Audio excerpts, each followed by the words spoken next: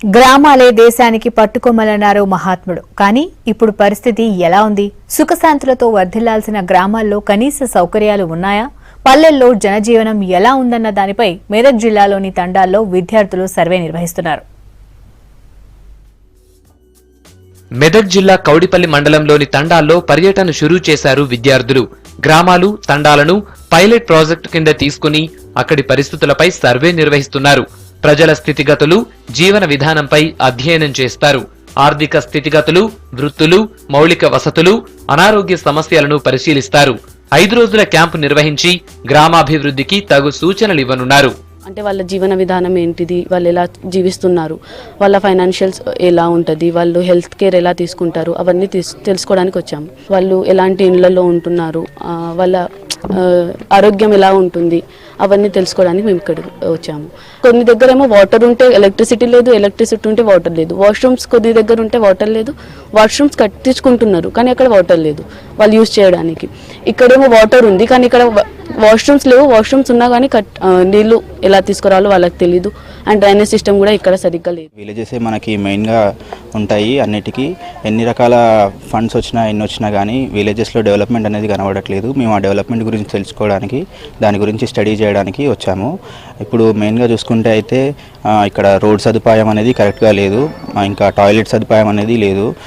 మేము 3 తాండాలు 2 గ్రామ పంచాయతీలు సర్వే చేస్తున్నాము. ఇక్కడ సర్వే చేస్తుండగా ఒక్కొక్క తాండాలో 60 ఇళ్ళ దాకా ఉంటే 1 నుంచి 3-4 టాయిలెట్స్ మాత్రమే ఉన్నాయి. వాటి వాడకం లేదు, రోడ్ సదుపాయం సరిగా లేదు, నీళ్లకు చాలా కష్టంగా ఉంది వాళ్ళకి. చాలా చోట్ల గ్రామానికి మధ్య సరైన రోడ్డు సదుపాయం కూడా లేదు. దీంతో విద్యార్థులు చదువుల్ని మధ్యలోనే ఆపేస్తున్నారు. 3 తండాల్లో కలిపి ఒక్క విద్యార్థిని మాత్రమే 10వ తరగతి తర్వాతి పై చదువులకు వెళుతున్నట్లు సర్వేలు తేలింది.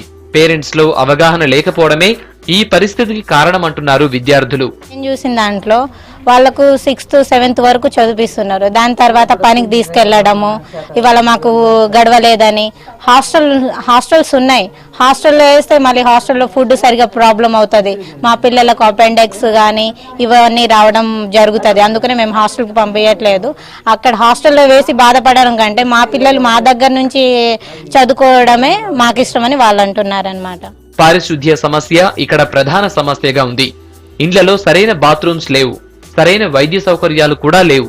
దీంతో అక్కడి ప్రతి అంశాన్ని పరిశీలించి వాటిని రికార్డ్ చేసి నివేదికను ప్రభుత్వానికి అందించనున్నారు. పూర్తి పంచాయతీలోని 2 గ్రామాలు, తర్వాత ఏంటంటే 2 తాండాలు పైలట్గా తీసుకోవడం జరిగింది. ఇక్కడికి వచ్చేసినటువంటి దాదాపు 70 మంది విద్యార్థులు ఏంటంటే వివిధ బ్యాచ్లాగా విభజించబడి మొత్తము ప్రతి ఒక్క ఇంటి నుంచి కూడా పూర్తి సమాచారం సేకరించడం జరుగుతుంది. ఈ సమాచారం పూర్తిగా సేకరించిన తర్వాత దీన్ని మేము కన్సాలిడేట్ చేసేసి ఫైనల్ ఫైండింగ్స్ తీసుకోవడం జరుగుతుంది. దీన్ని సంబంధిత అధికారులకు పంపించి ఇక్కడ గుర్తించిన సమస్యల పట్ల ఏమిటంటే అధికారులకు పంపించేసి వీటిని అడ్రస్ చేయడానికి కూడా మేము ఇది ముందుకు కొనసాగిస్తాం. కేంద్ర, రాష్ట్ర ప్రభుత్వాలు గ్రామాలు, తండాల్లో స్థితిగతులపై ప్రభుత్వాలు చేపట్టాల్సిన చర్యలపై పలు సూచనలు చేయనున్నారు విద్యార్థులు.